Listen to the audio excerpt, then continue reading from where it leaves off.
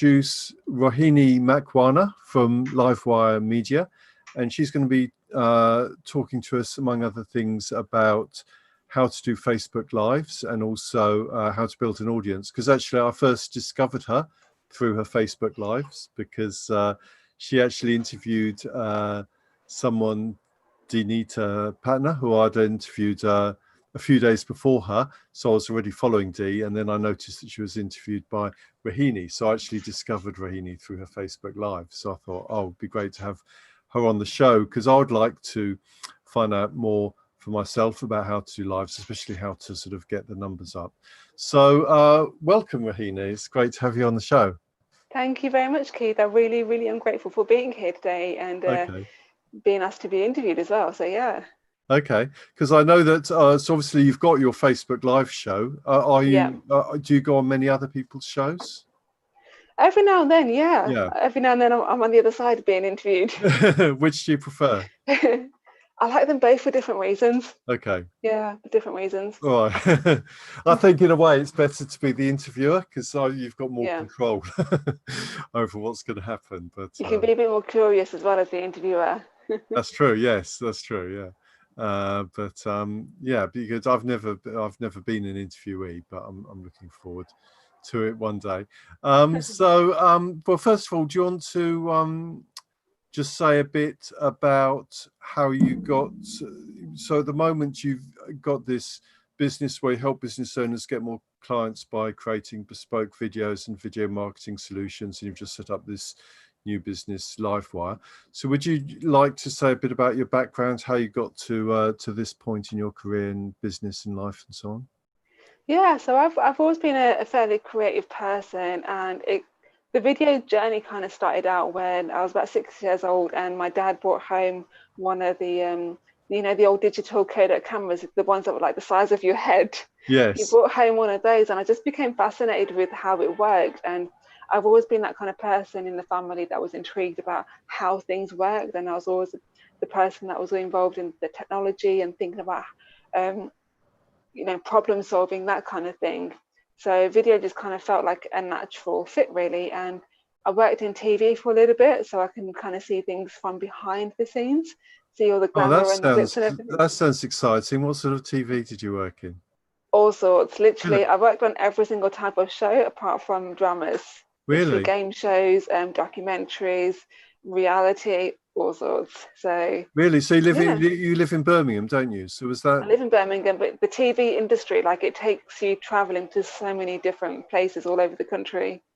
So did you work on some shows I would have heard of? Yes.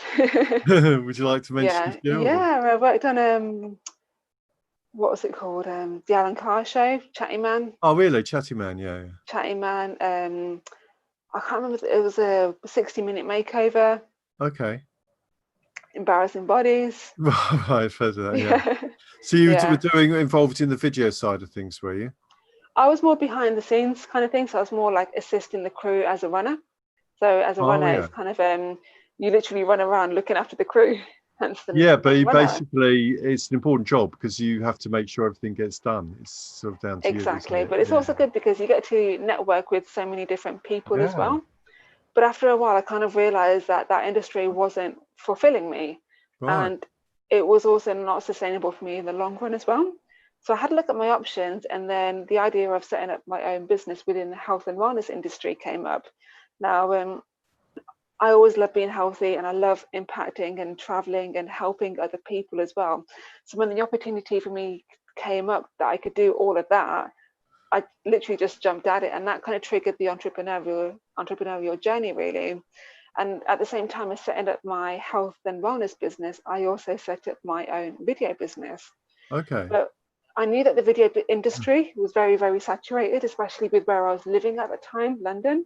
Right. So I wanted to differentiate myself, and I had a really good look at the market to see what really is the problem out there and what niche can I get myself involved in when it comes to videos. And I realized that a lot of business owners, they get their video made, but they don't know what to do with it afterwards. Yeah. They post it on their favorite social media channel and kind of hope for the best, or they post it on their website and they hope for the best. Yeah. Now, because I've studied marketing just purely out of my own interest, I kind of had like an eye for detail of like how one piece of video can get so much more exposure if the client just made a few little tweaks here and there. Yes. So my focus has always been about helping clients to get results from the videos that they've got. And that's the niche that's it's actually worked out really, really nicely, because it means that as the business owner, they don't then have to spend time learning about marketing. And yes. it means that their video or their photo that we can take for them is going to get a lot more exposure for them. So you create the video in the first place, do you, as well? Yeah. You actually go to the office, so it's all go to the people, office. Yeah. We go to their location or whatever the scenery is of the video that we decide to create for them. Yeah. So obviously everything is bespoke. So if it's relevant for us to go to the office, then we'll go to the office. If it's relevant for us to go to the airport, then we'll go to the airport. Right. But you don't ever just ask them to send to video it themselves and send you the video? With COVID, we have been doing that, because Right. obviously we can't, all of our filming has been put on hold. Yes. So we still want to, get leads and engagement for our clients. So what we've been doing is we've been showing them how they can set up their own videos from home, literally just using really cost-effective equipment. And then they've been sending it to us for us to add subtitles in, music, animated logos and intros, and it basically we give the video a bit of an upgrade, a visual upgrade, as I call it. Okay. So, and in terms of the equipment that they have, you mentioned cost-effective equipment. Can they just do it on their phone with an external microphone? Is that what you suggest? Pretty much, yeah. You don't need a fancy setup at all. I mean, there's a big misconception in the industry that you need lots of fancy equipment, and that's not the case. Yeah. It's about using the equipment that you've got effectively. I mean, and I think 5 or 10 years ago it was like that. Yeah. And I think some people do a commission, don't they? Because on these websites they recommend these really expensive cameras, and they get sort of 10% or something. But yeah, the quality of the smartphones nowadays, I think, is amazing. But I have found that if I have, I've got this external microphone I plug into it, which only costs about 20 quid or something. But that definitely, and then I attach there. That definitely increases the quality of the sound. Exactly, yeah. And you can get so much out of your smartphone that if somebody says to me, I want to record my own videos, my first question is, what phone have you got? Because we cannot often maximize the settings to make the scenery look pretty, if you like, to make the lens look pretty, if that makes sense. Okay, so you ask, so what sort of things do you ask them to do? Depending on what phone they've got, chances are there's going to be settings within that phone to optimize the camera settings, which means that they're going to get possibly like a wider field of view. It's going to be a lot brighter. It can make certain colors pop more. It can bring out the sound quality. Because normally when you get a phone, it kind of comes with the standard camera settings. Yes. You then have to go in and edit the settings as and when you want them. Okay. So obviously you can change all that post-production as well, but you're saying before they actually film it, it actually improves the quality if they change that then. Exactly. And you can even have that so that it makes the quality of your live videos better as well. Right. Okay. Yeah. Because I'm using a Logitech HD 1080p, which I think is my webcam, which is what I'm doing this on. But I notice actually you're much better lit than me. So if you've got external lights shining on you. Yeah. Yeah. Okay. External lights. Yeah. External light. Decent microphone. Yeah. Yes.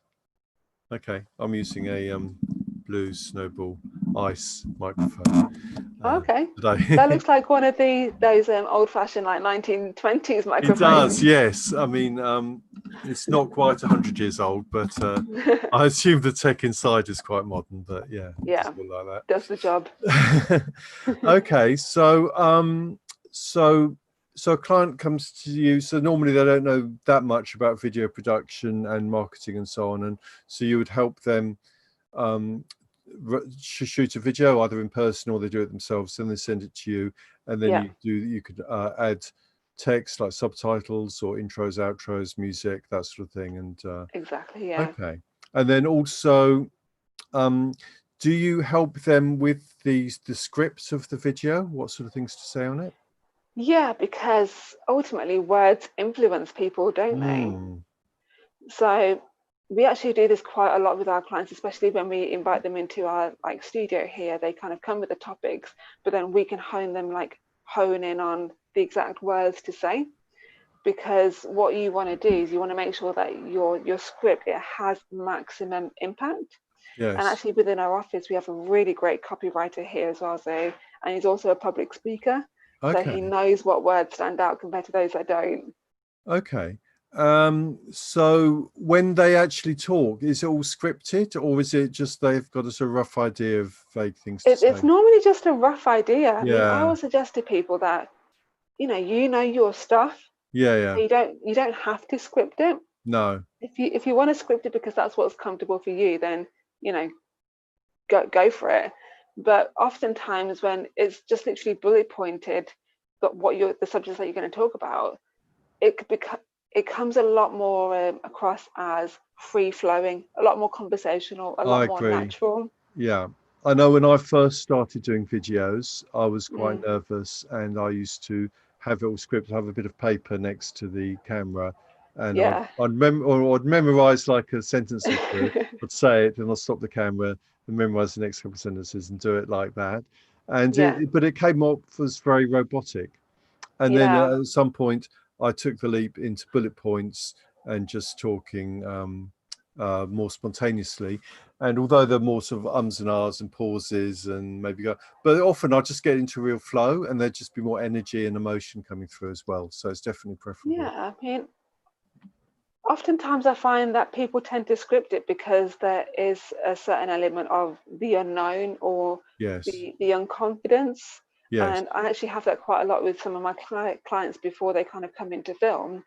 They literally, one of them said to me a few weeks back that I was so nervous last night. I couldn't even sleep. I was up all night just thinking about what I'm going to say on this video, because it was her Right. first time doing Yes. videos and she was incredibly anxious about it. Yes. So after kind of calming her down a bit and just kind of reassuring her that she knows her stuff, we actually worked with we worked through a few exercises. Do you want to know what those are? Yeah, go on. Yeah. So my top tip number one is, if you are going to go down the scripting route, which is not a problem, Yeah. get yourself like a little tripod for your camera and write down your script on a piece of paper. Stick that script using some sellotape or something right underneath the lens, Yeah. because that way when you're looking at the script you can't tell too Yeah. much that your eyes are deviating away from the lens. Yes. And then as and when the more and more you keep doing that, the more confident you will get on camera, to the point where you won't need a script. You'll just have Yeah. it in your mind what you want to talk about, and then you can just free flow it. Yeah. Yeah. Tip number two is, because we often have a habit of looking at ourselves when we're recording, especially when we're on our phones, because our lens is on sort of the top of the phone, Yes. Yeah. and then often we are like in the middle of the phone, like just how Yes. we are right now. I can see you on the right, so I'm tempted to look at you, but I Yeah. know that the lens is on my left, so Yes. I'm conscious about making eye contact with that as well. Yeah. And the reason making eye contact with the lens is because it's almost like looking somebody in the eye, and when you're having a conversation with them as well. So if you are tempted to look at yourself when you're recording your own videos, have a mirror behind you, so it looks as if you yourself, you're looking at you, but to the audience you're looking at them. Oh, okay. Yeah, so you have a mirror behind the actual camera. So you're Yeah. looking. Okay, that's a great tip, because Yeah. it is something that I did wrong in my first video. In fact, if you go to my YouTube video and look at some of my early videos, you can see I'm sort of looking like this all the time, and it just looks very weird.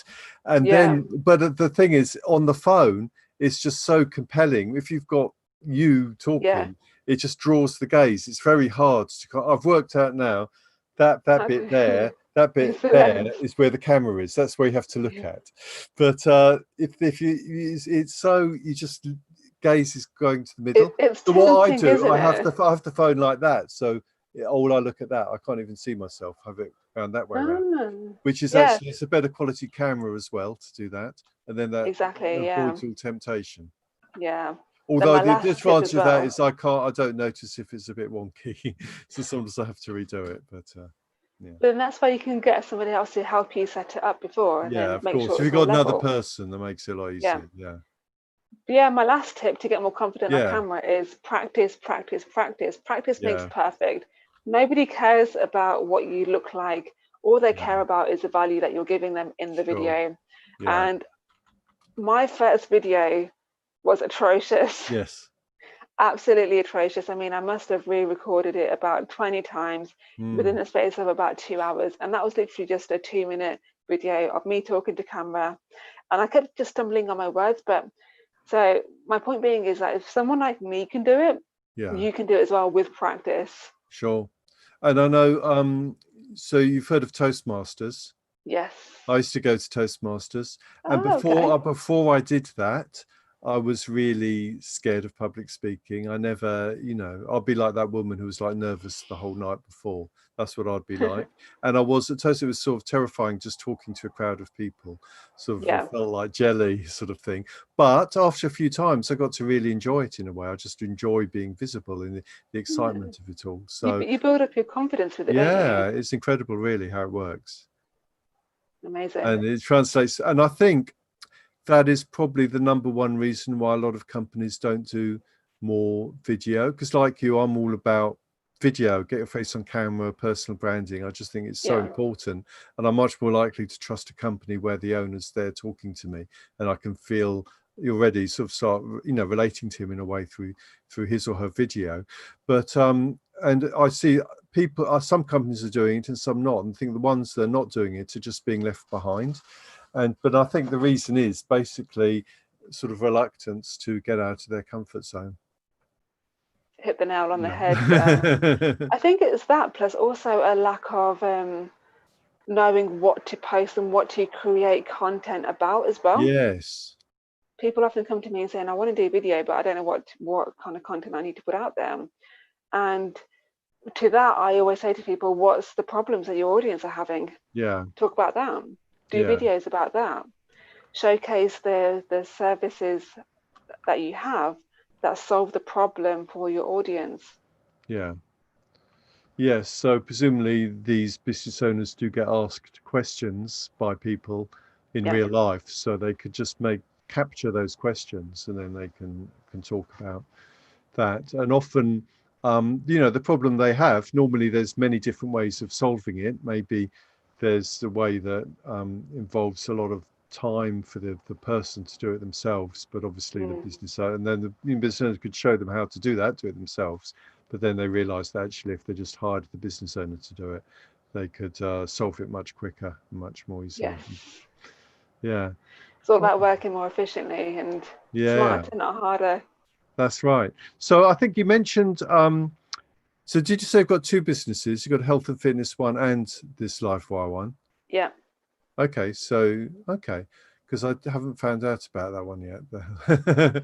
So before we go into that, I'm quite curious to see sort of your online presence and what you're doing online, and then we can Yeah. chat about marketing and so on. But before we do that, so I just wanted to ask you about Facebook Lives. So obviously this is a Facebook Live, Yeah. which is actually relatively easy to set up if you've got Zoom, because you can just connect it automatically and it just becomes a Facebook Live.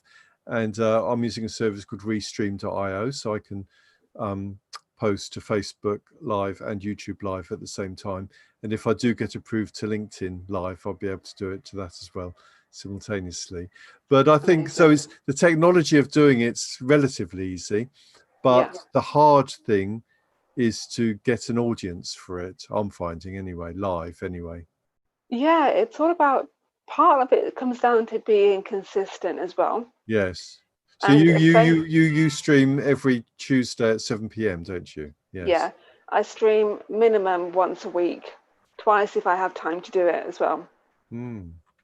But also, I always recommend to people to stream on a business page as opposed to a personal page, Yes. especially if you're promoting a business, because Facebook actually penalizes promotions of a business on a personal page. Oh, did And that's they? because, Didn't know that. yeah, that they want to keep the two Yeah, avenues yeah, completely separate, because obviously what they don't want is to have somebody's profile being basically a sales profile. yeah.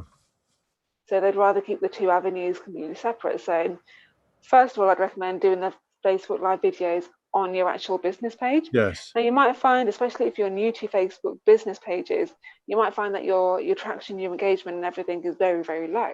Yes. But if you keep inviting people to like your page, as long as it's relevant to them, then what will happen over time is all of that work will eventually compound to the point where you will get a regular viewership. And I'm actually going to be interviewing somebody about this in a lot more detail next week on my own channel. Okay. So if you did want to know more about, because obviously we're only going to be scratching the surface with this today, but Sure. next week we're going to be really diving in deep into how you can actually get more engagement on Facebook Lives. And you're going to be learning from my master, my teacher, the one who taught me how to do Facebook Lives. That's yeah, great. So that's at facebook.com/LifeWire Media UK. That's the one, yeah. Yes. Every Tuesday, 7 o'clock. Every Tuesday, because you don't have actually do you have a website as well, or is it all done on Facebook? Do, yeah. Oh, what's the website? It's livewiremedia.co.uk. Oh, okay. Because there's also livewiremedia.com, isn't there? Yeah. Okay. Because yes. Okay. Different company. Different company. I know. Yeah. That's always difficult when the .com's gone. But yeah. But yeah, my immediate top tips for getting more engagement when it comes to doing Facebook Lives are, number one, post on your business page, because Facebook actually favors that. Yeah. Start inviting people to actually like your page as well, because obviously the more people who follow your page, they're much more likely to engage and interact with it as well. Yeah. Also, have a really intriguing title. Yeah. Now, this is where knowing your audience and knowing their problems comes into play as well, because if you've got a really intriguing title, something that makes them want to stop scrolling and think, oh, what's that about? How can that solve my problem that I've got? Yes. Then you're much more likely to kind of capture their attention as well. Yes. And then in the description, a lot of people miss this out actually, and it's a really, really good opportunity to pull in more engagement and viewers. In the description, talk in detail about what you're going to be covering in that particular live video. Yes. Because the way that when we're scrolling through social media, the way that we typically stop scrolling and look at something is we see the thumbnail as image that captures our attention if it's intriguing enough. Yeah. Sorry, I just got a call come. Oh, okay. I wondered. Yeah, you're breaking up. So I was just saying that. So I was just saying that once we've looked at the thumbnail and that's captured our attention, we then typically look at the title to see what's this about. And then if we want a bit more information, that's when we'll go into the description, read more, and then we'll make the decision as to whether or not we will buy or watch that video, buy into watching that video. So that's why I always recommend to people have a description, because that can mean the difference between somebody watching your live video and somebody just carrying on scrolling as well. Sure. And how far in advance of if your live stream's on Tuesday evening, when would you put this other post announcing it? I normally put it the day before. Day before, yeah. The day before, yeah. Because if it's too long, people can't. People can forget. Yeah, but if it's too short, it wouldn't give them time to plan it enough. Yeah, so. I tend to put like a post saying interviewing or going live the day before, and then on the actual day, I will then say, I'll remind them again that I'm going live. The problem with Facebook, if you wanted to boost it in the image, you're only allowed 20% of the ad as text, aren't you? So you wouldn't be able to put it like a big announcement in text and then boost that announcement. So you'd have to just keep it small at the bottom and hope that people would then look at the title and description. Yeah, that's where you've got to make it a lot more visual. Yeah. Okay, that sounds great. So I'll trial that and hopefully get my numbers up. So let's also focus on the content that you're actually creating within your live videos as well. Yeah. The reason live videos work so well is because it can generate instant engagement. So I always recommend to people to use StreamYard, because people can post their comments live and you can answer them live as well. And that means that you're capturing their attention as well, and you're keeping their retention as well. Because StreamYard actually allows you to stream in multiple places, but also allows you to see the comments that people are making. You can actually on Restream.io, you can do that as well. So Amazing. if there is anyone watching this live, please leave a comment. Let us know you're there, and also if you've got any questions, let us know as well. So yeah, I think they're pretty similar in that respect, and that's great when you start getting comments like that. It sort of adds to the whole live feel, and also it means you're keeping on track of what actually real people Exactly. are interested in. Yeah. Although, I mean, one of the reasons I started doing this show is for my own benefit as well, because I've learned something from every single guest I've had on. So Amazing. it's just, even if no one ever watched this, it would be, really Something be for you. worth doing. So, okay, let's go on to your, I'll just share my screen and we'll have a look at some of your assets online. So,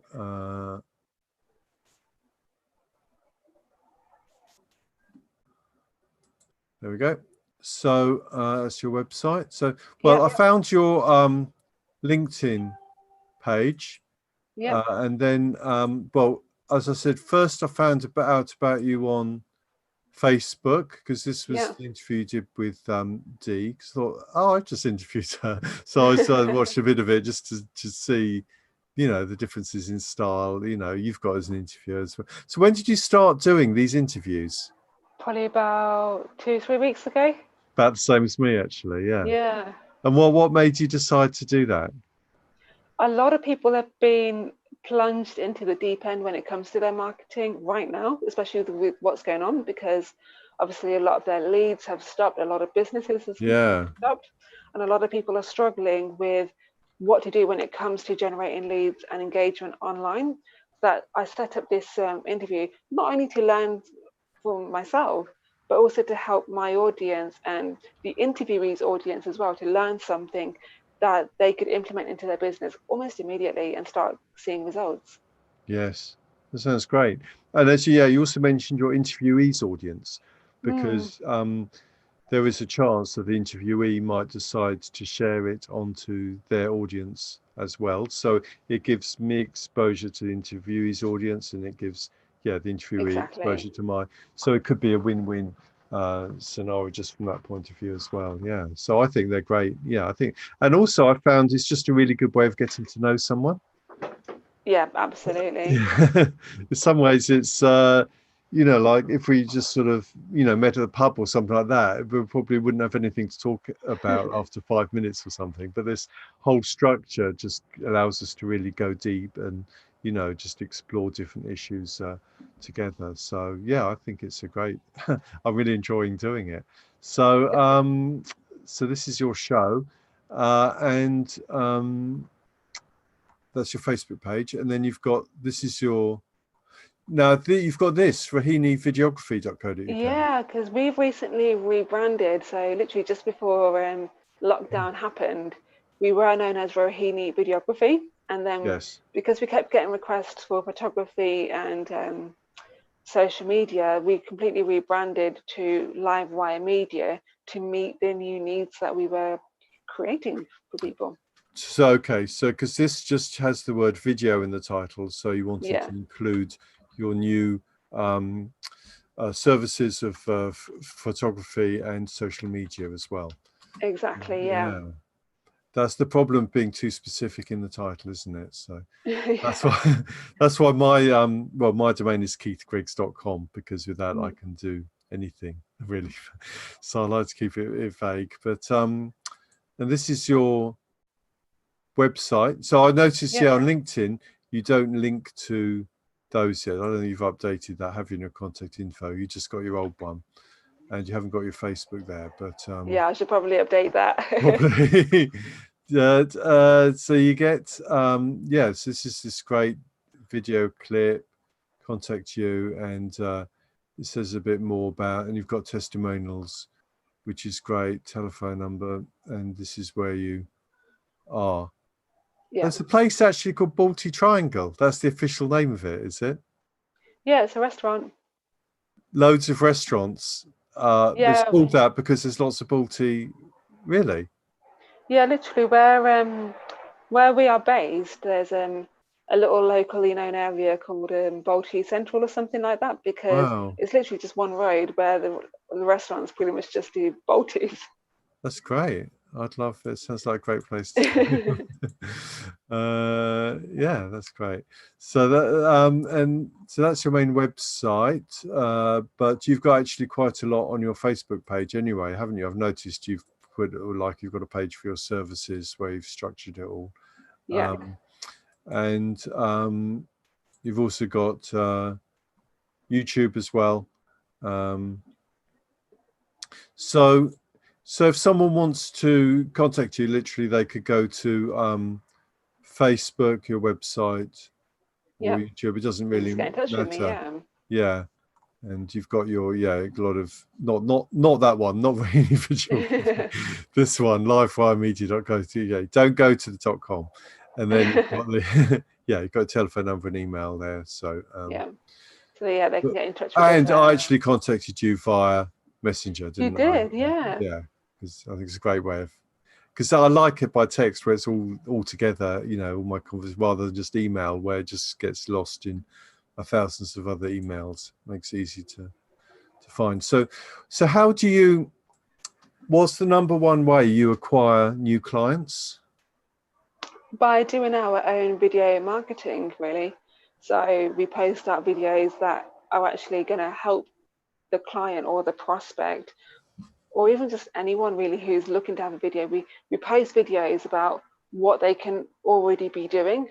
And then when it comes to the actual having the video made, because we've literally shown them how they can create their own videos and what they need to be looking out for in the first place, they typically remember us.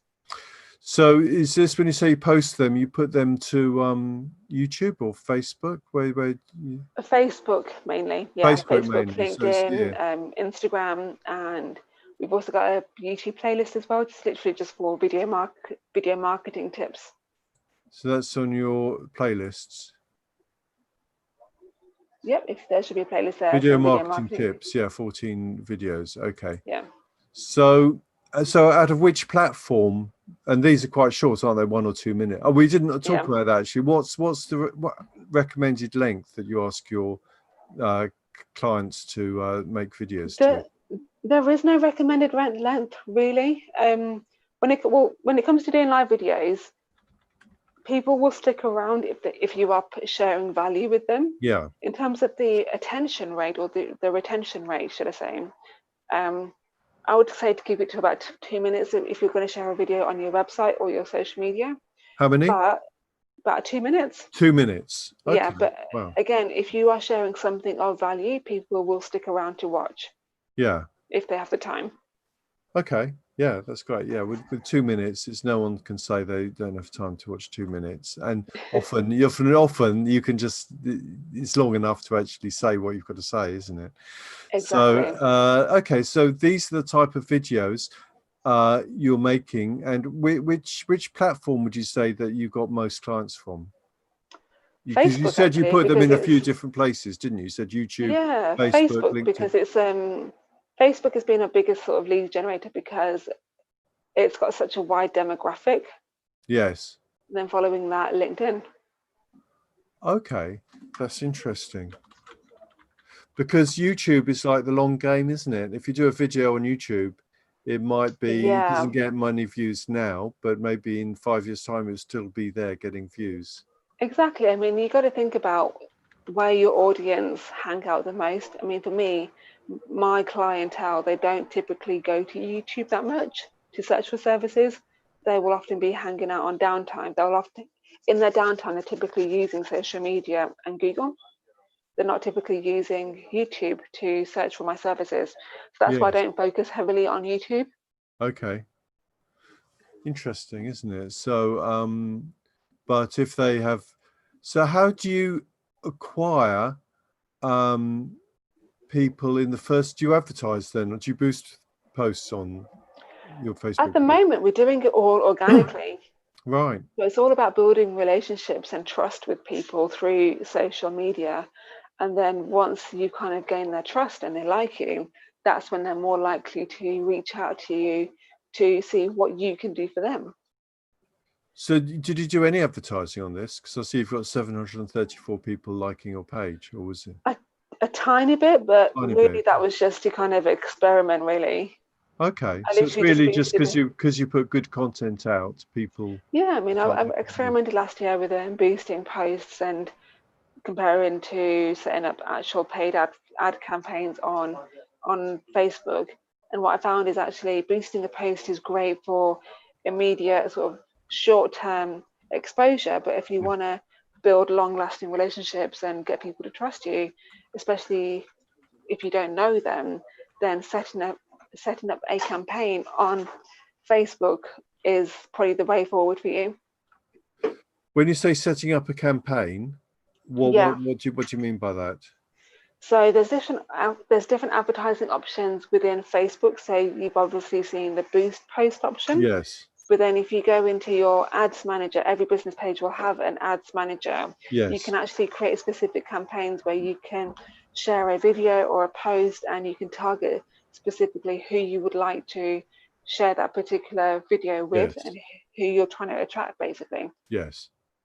So you would target a certain demographic. So what sort of demographic? Because you obviously work for a whole different range of businesses, don't you? Yeah. How would you choose your demographic? How do you choose them? Yeah. I think that comes down to your own individual values and what your business actually does as well. Yeah. So, I think it comes down to who do you actually want to work with as a business owner? Yes. Okay. So you have an idea of the ideal person you'd like to work with, and then as far Exactly. as possible, you'll create an audience to to capture those people. And do you use retargeting at all? Do you use custom audiences, people who've engaged with your content? Yeah, so you can actually do that with paid advertising. That's Yes. really, really, really effective if done correctly. Yes. Then when it comes to organic repurposing or retargeting, you can literally just reshare a post or reshare a video that you may have done a few months ago. Yes. Because what you might find is a video that you would have done, say, a few months ago has now become relevant now more so than ever before. Yes, so you would, so you'd post it again and to a specific audience. So this is my audience page in Facebook, and you can see I've got 1,300 people who've watched 95% of one of my videos, and 2,600 who've watched 50%. 4,400 watch 25%, and through plays is when they watch 15 seconds, that's 17,000. So I get and most of these are 5-minute videos. So it's interesting to get a sense of the dropout, like every, most people, even 15 seconds is quite a lot to watch a video you don't like. So they must like it a bit to watch that much, but then they turn it off most of them turn off within the first minute. But what it means is if I advertise to these people, the 95% video views, these are my biggest fans. And in a way, I think this is better than people who opt into an email list, because they like me on camera, they like me talking, and they like seeing that interaction. Which is more. But if someone signs up for email list, it could just go into the junk folder and they might not read it and so on. But these people like videos, so these are the people I want to talk to. That's great. So basically, you do posts which are partly like the how-to, and then partly just your show, and then you in between them posting about the show and how-to videos, like that's I'll also I'll show content that we've also created for our clients as well. Oh, like like case studies, you've done examples. It's good to break it up when it comes to social media, so not posting the same thing over multiple times. So people just see this, you boost some of it, they like it, and then if they think, oh, I'd like this on my website, so they contact you, and if they become a client, that's exactly. And so that exact system you replicate for your clients, so they're following then the same system as you. That's great. And do you so I notice your videos, like that one is just the raw video, but these ones on your show, you like to have this sort of gallery view. That's the StreamYard view. Oh, StreamYard does that. Do you have a choice or not? You do have a choice in the setup, but I personally prefer that particular layout because it allows me to add in subtitles. If somebody's got a question, I can actually show their space for me to then show their question during the Yes. stream as well. Yes. Okay. Yeah. Yeah, I mean, it's good in a way because to see the reaction between the two of you all the time. It's, yeah, I don't know. I tend to use the other where you just have the person talking, but maybe I might experiment with doing that and see how I get on.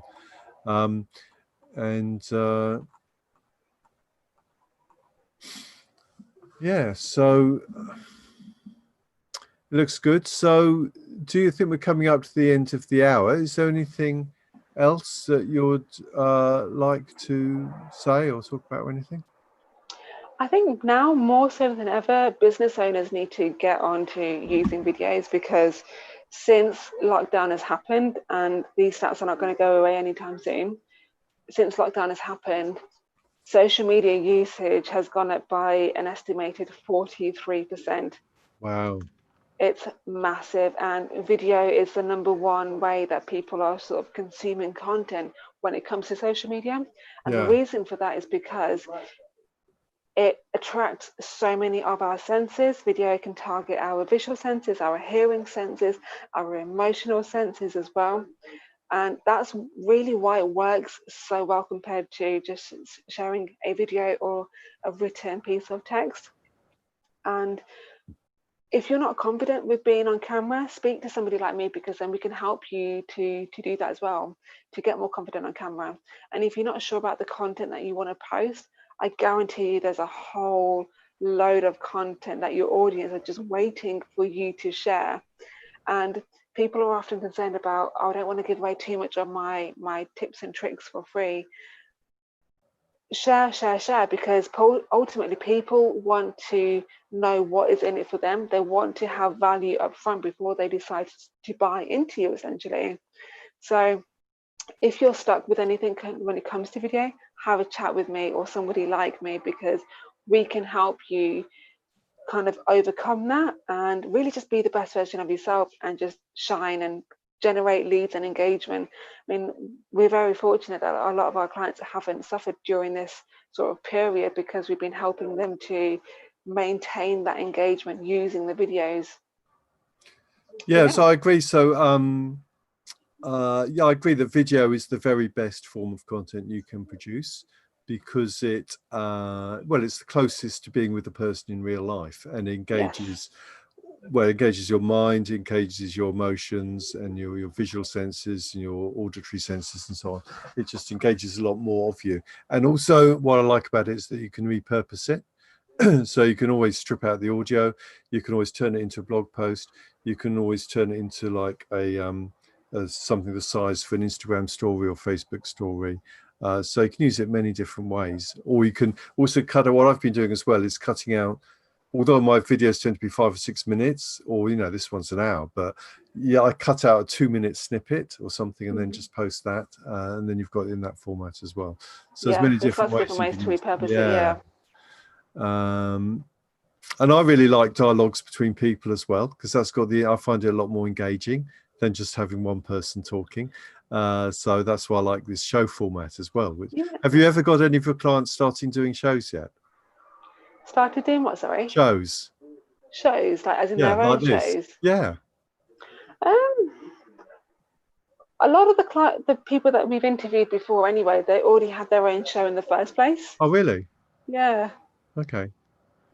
Yeah, well, that's a great thing to do as well. It's just a way of singing together with another person. It's just sort of they just sort of see the real you in a way, rather than Exactly. just Yeah. someone trying to sort of sell their stuff. Yeah, people like to see that transparency, which is another reason why Yeah, video works really, really well, because they can get to know the values, the people behind the brand as well. yeah, exactly. Personal branding. Yeah, that's what I'm all about. Because if I want to buy something, I mean, there's so many, anything I want to buy, there's many, many different companies that probably sell that product or service. So how do I choose where to get it from? there's only so much. I mean, how do you decide who's going to do the service better? It's very hard, but ultimately, if you can see the person behind it, you get much more sense of their expertise, whether you like that person, whether you trust them, and so on. So it Yeah, you makes get it a lot much more of easier. a sense of their workflow as well, as in like how they actually work. So you can then decide then whether or not that is in alignment with how you work or how you want to be treated as a customer. Yes, and of course, some you also get a sense of some reality show stars, how Yeah. successful they've been. I'm thinking of the Kardashians. They've just become incredibly rich just by showing their personality on TV. And Donald Trump, Exactly. he's like a reality TV star, and he became president. So it Exactly. shows Yeah. that it works. Yeah. So okay, so I think we better wind it up now, because I want to be respectful of people's time. So thank you very much for coming on the show, Rohini. It's been great All to have right. I you, and really, really appreciate you having me here. yeah, I've certainly learned a lot. So and I hope our viewers have as well. Right.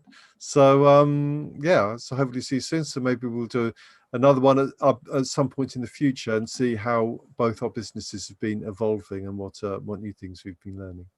Amazing.